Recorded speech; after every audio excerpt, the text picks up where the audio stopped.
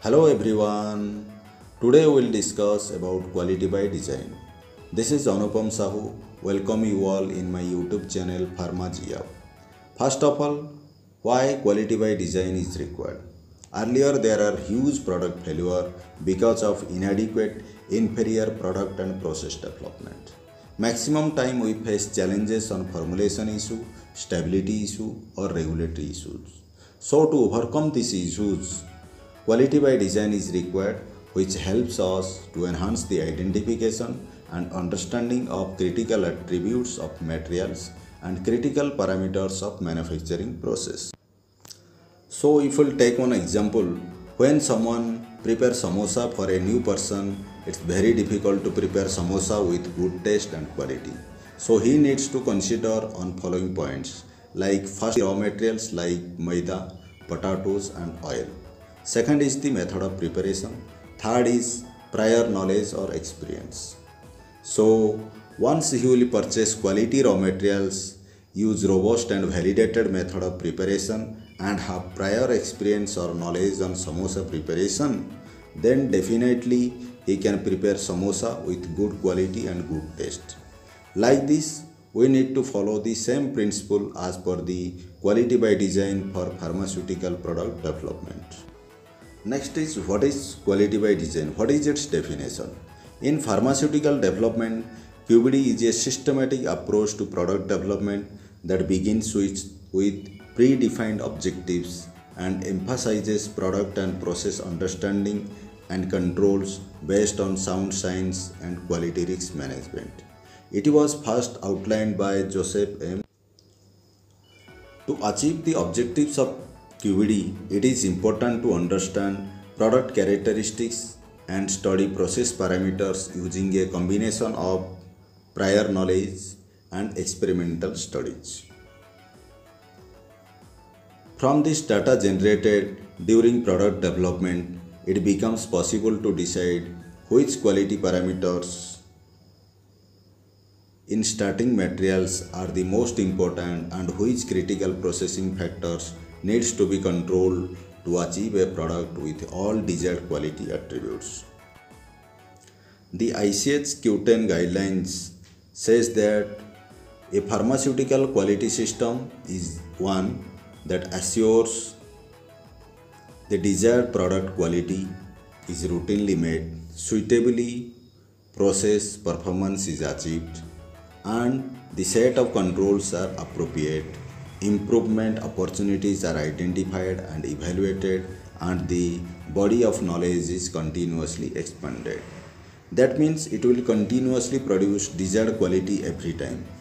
A robust pharmaceutical quality system is the key to supplying customers with high quality drugs or drug products.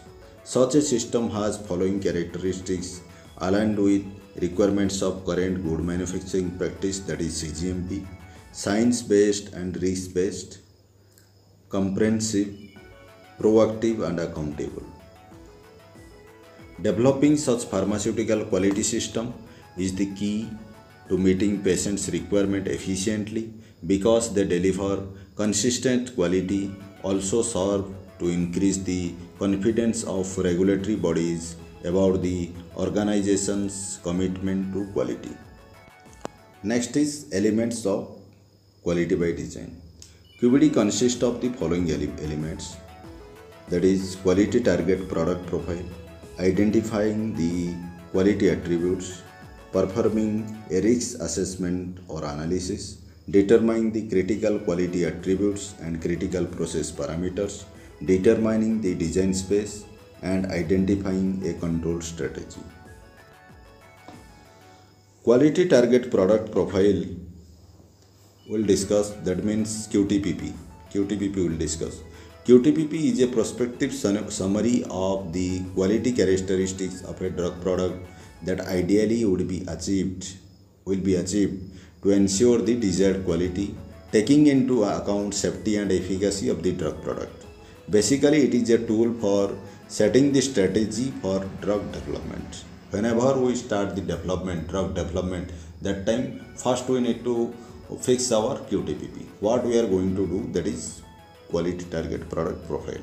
It is the quality characteristics that the drug product development should possess in order to reproducibly deliver the therapeutic benefit promised in the label. Whatever in our label that we need to target or we need to prepare. QTPP guide the formulation scientist to establish formulation strategies and keep the formulation focused and efficient. QTPP is related to identity, assay, dosage form, purity, stability in the label. For example, a typical QTPP of an immediate release solid oral dosage form would include tablet characteristics, identity, assay and uniformity, purity or impurity, stability and dissolution. It is important to acknowledge that QTPP should only include patient's relevant product performance elements. For example, tablet density or hardness may not be included as specification for process monitoring but may not be included in QTPP. That means tablet identity or hardness may be included as a specification. It may be included in specification for process monitoring, but it is not an QTPP. Also, if particle size is critical to the dissolution of a solid oral product, then QTPP should include dissolution but not the particle size.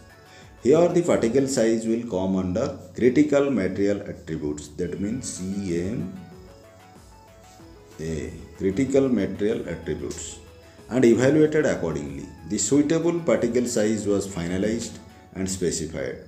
Once the particle size specification was finalized for a particular drug, every time same specified particle size, PST range, whatever the D50, D90, accordingly the PST we need to procure the drug from the supplier or vendor and use for the respective product manufacturing. Hope you understand. So next is critical quality attributes. A CQA is defined as a physical, chemical, biological or microbiological property of characteristics that should be within appropriate limit, range or distribution to ensure the desired product quality. Identification of CQA is done through risk assessment as per ICH guideline Q9. Prior product knowledge such as accumulated laboratory, non-clinical or clinical experience with a specific product quality attribute is the key of making these risk assessments. Such knowledge may also include relevant data from similar molecules and data from literature review or reference. Taken together, this information provides a rationale for relating the CQA to product safety and efficacy.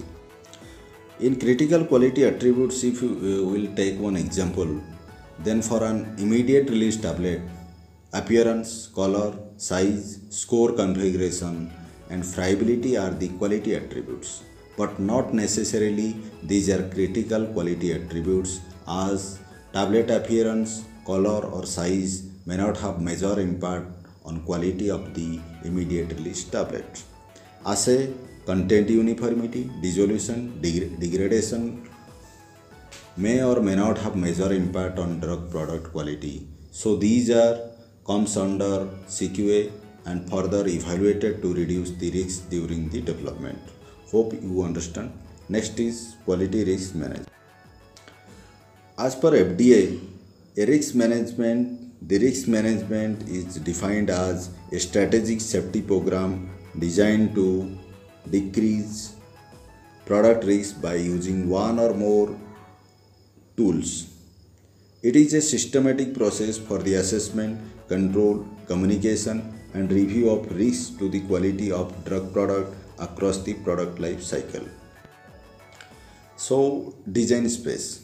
Design space is the multi-dimensional combination and interaction of input variables and process parameters that have been demonstrated to provide assurance of quality. Working within the design space is not considered as a change. Working within the design space is not considered as a change. Means, for example, when we are doing compression, if we'll fix the compression speed range, that is 20 to 30 rpm, then within this range there will be no issue related to quality of the product. Beyond 30 rpm or below 20 rpm may impact or affect the product quality and consider a change and would normally initiate a regulatory post-approval change process. Within this range, means 20 to 30 rpm, we will run the compression machine and do compression, then there will be no issue. Beyond this range, there will be a regulatory post-approval change of process. Design space is proposed by the applicant and is subject to regulatory assessment and approval. Design space is dynamic and begins at drug development and continues to enter life cycle of the process. The design space includes summary of science. Design space is proposed by the applicant and is subject to regulatory assessment and approval. Design space is dynamic and begins at drug development and continues to enter life cycle of the process. The design space includes summary of scientific understanding of product or process, justification and description of multi-dimensional space that assures quality. So, control strategy. Control strategy is a planned set of controls derived from current product and process understanding that assures process performance and product quality.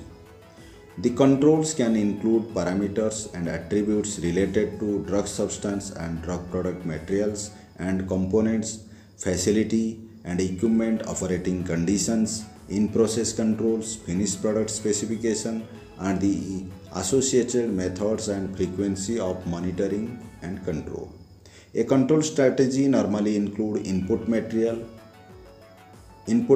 controls, process controls, and monitoring design space around individual or multiple unit operations and or final product specification used to ensure consistent quality.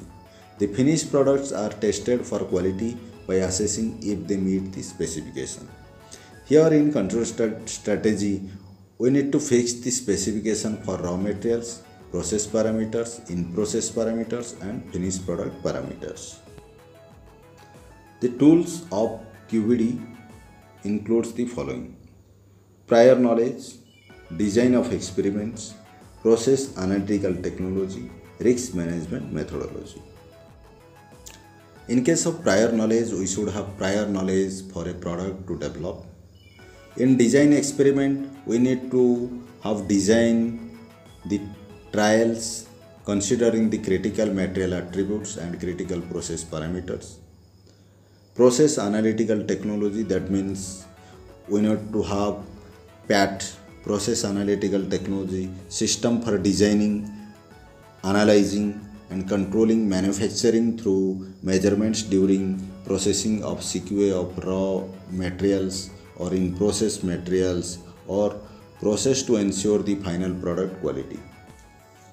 In case of risk management methodology, there are various tools like FMEA, FTA, preliminary hazards analysis used to evaluate the risks, whatever the risks associated with the methodology.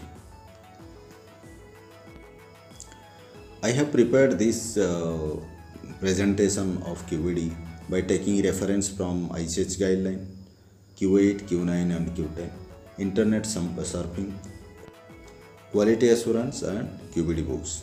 Thank you very much for watching this video. Hope you like this video. Thank you very much.